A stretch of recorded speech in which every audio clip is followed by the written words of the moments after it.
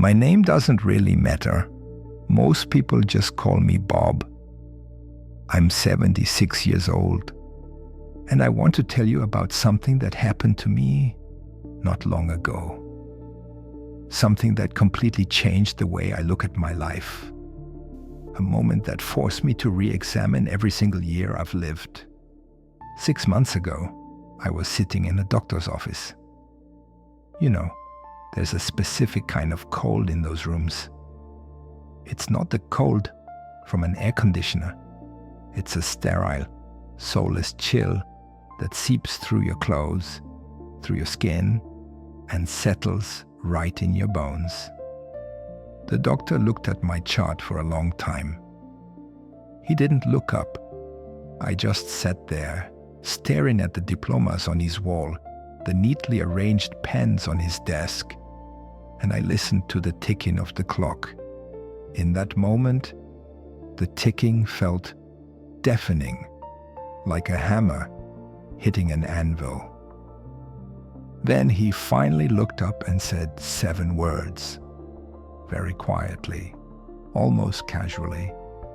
The treatment isn't working. You have 6 months. You hear about these moments in movies. There's usually sad music playing, but in reality, you feel nothing but a hollow emptiness. It's as if all the air was suddenly sucked out of the room and out of your lungs. A massive, echoing hole in your chest. And do you know what my first thought was? It wasn't about my bank account. It wasn't about the career I'd spent 40 years building. A flash of my granddaughter's face came to me. The specific sound of her laugh as she runs through the grass. And in that same second, a crushing wave of clarity hit me. I had known this was coming. Not the diagnosis, no. I realized that I had been living a life, half-lived. This wasn't a surprise attack. It was just the bill. The overdue, impossibly high bill for 50 years of procrastination on what actually mattered. 76 years is a long time, but for 50 of them, I lived by one devastating formula, the deferred life plan. Work hard now, live later, sacrifice time with the family now so you can secure their future. I chased titles and recognition as if they were the finish line.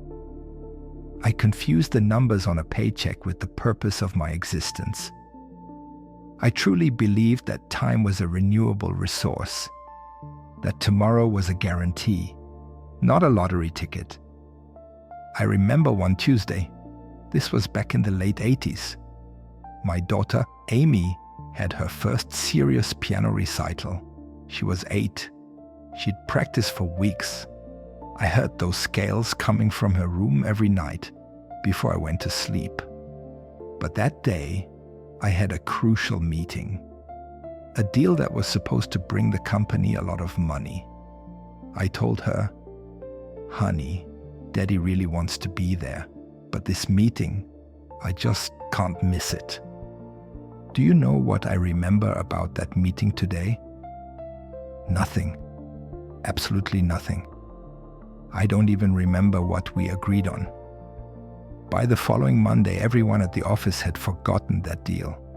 But I still remember the way my 8-year-old daughter's shoulders slumped when I told her I wasn't coming. I remember the photo my wife showed me that evening. Amy sitting at the piano, looking at the empty chair in the front row. It wasn't the betrayal of the century.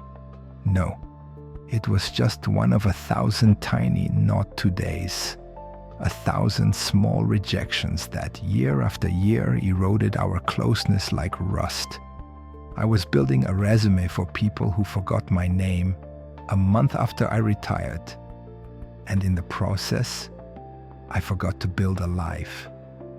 I was pouring water into a bucket with a hole in the bottom. I thought if I poured faster, it would eventually fill up, but it stayed empty.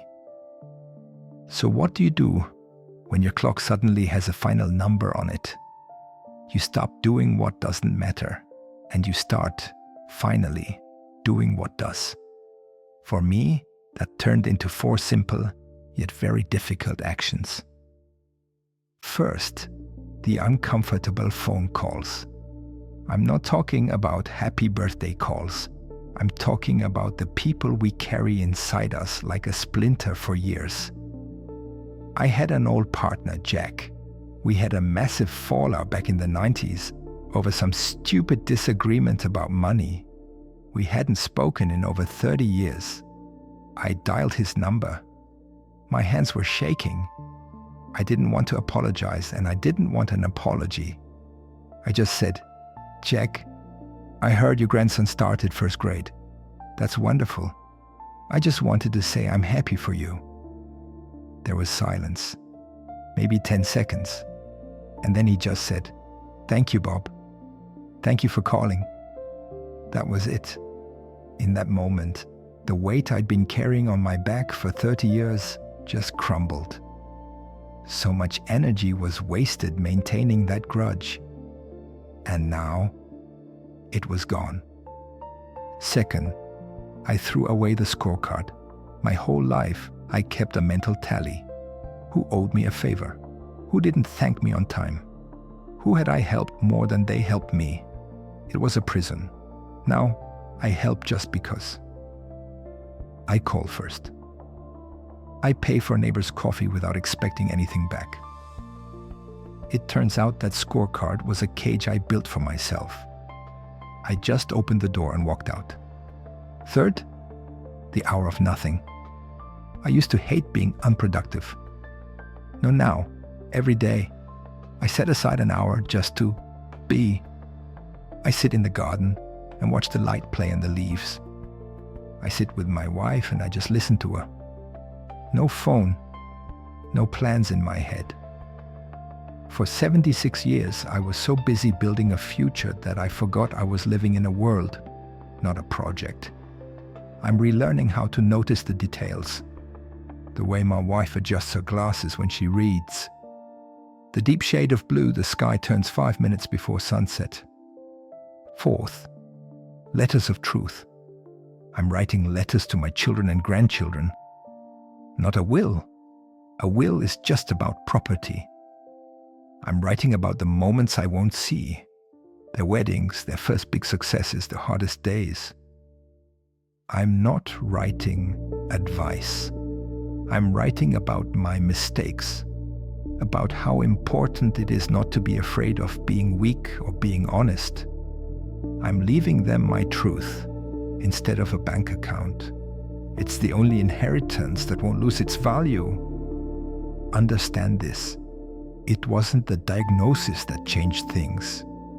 A diagnosis is just information. What changed everything was the instantaneous collapse of every excuse I had ever made.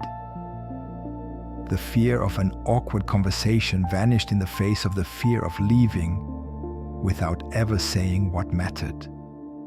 The embarrassment of showing tenderness became trivial compared to the bitterness of leaving it unexpressed.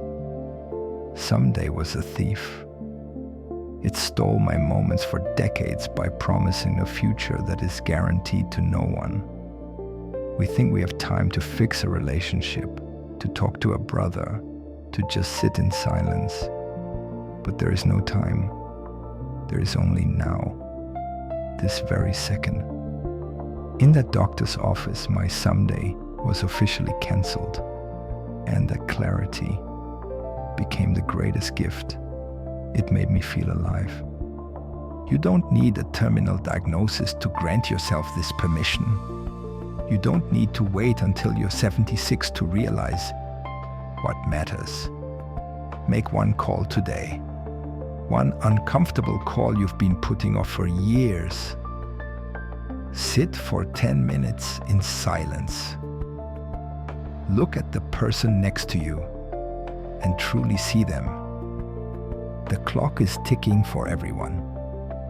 Most people just choose not to hear the sound.